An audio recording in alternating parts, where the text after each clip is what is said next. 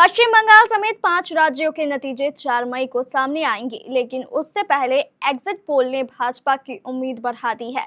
कई exit poll में भाजपा बंगाल में सरकार बनाती नजर आ रही है। वहीं दूसरी ओर बांग्लादेश की संसद में पश्चिम बंगाल के एग्जिट पोल की चर्चा हो रही है और भाजपा की जीत पर कई सांसद चिंता जता रहे हैं। आखिर एग्जिट पोल में बंगाल में भाजपा की बढ़त से बांग्लादेश में क्यों हो रही है चर्चा?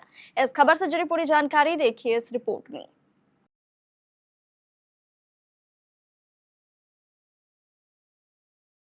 अगर पश्चिम बंगाल में भाजपा की सरकार बनती है तो वे सभी बांग्लादेशियों को वापस बांग्लादेश भेज देंगे। इससे हमारे लिए एक बड़ा शरणार्थी संकट पैदा हो जाएगा। हम इसे लेकर चिंतित हैं। ये बयान बांग्लादेश के एनसीपी के सांसद अख्तर हुसैन का है।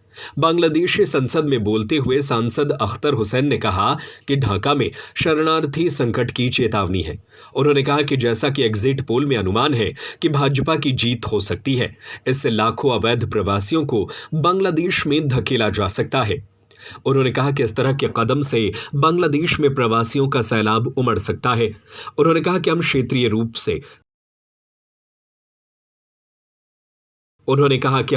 रूप से कई वास्तविकताओं के बीच स्थित हैं। भाजपा यह प्रवासियों को बांग्लादेश भेज सकती है। इसकी कोई गारंटी नहीं है कि हमारे पड़ोसी देश से अवैध प्रवासियों को वापस नहीं भेजा जाएगा। इसलिए हमें अब एकजुट रहना होगा। वहीं भाजपा सांसद निशिकांत दुबे ने अवैध घुसपैठ को लेकर टीएमसी पर तीखा हमला बोला। उन्होंने जोर देकर कहा कि पार्टी के मददगार धीरे धीरे सामने आ रहे हैं। एक्स पर एक पोस्ट में भाजपा सांसद ने अख्तर का वीडियो शेयर किया है। उन्होंने कहा था कि यदि पश्चिम बंगाल में भाजपा सरकार सत्ता में आती है तो वह अवैध घुसपैठ को रोकेगी, राज्य से बांग्लादेशी मुसलमानों पर अंकुश लगाएगी। दुबे ने एक्स पर एक पोस्ट में कहा कि बांग्लादेश के सांसद अख्तर हुसैन ने बांग्लादेश के संसद में कहा कि आज भाजपा की पश्चिम बंगाल की जीत घुसपैठ को रोकेगी, बांग्लादेशी मुसलमानों को भगाएगी। यह खतरनाक है। तृणमूल कांग्रेस के मददगार धीरे धीरे अब सामने आ रही हैं।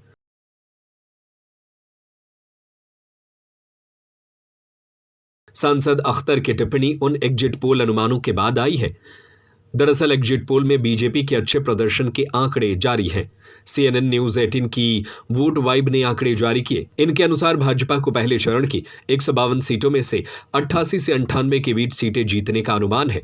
वहीं टीएमसी प्लस गठबंधन को 51 से 61 सीटें मिलने की उम्मीद है। कांग्रेस 2 से 4 सीटों के साथ हाशिए पर आ सकती है। वहीं पूरे चुनाव की बात करें तो 5 से ज्यादा exit poll Bharatiya Janata party को पश्चिम बंगाल में सरकार बनाते हुए दिखा रहे हैं। अब देखना होगा कि नतीजे क्या कुछ कहते हैं, लेकिन बांग्लादेश में अभी से पश्चिम बंगाल के नतीजों की चर्चा हो रही है। वैसे इस पर आपकी क्या राय है? हमें अपनी राय कमेंट करके जरूर बताएं।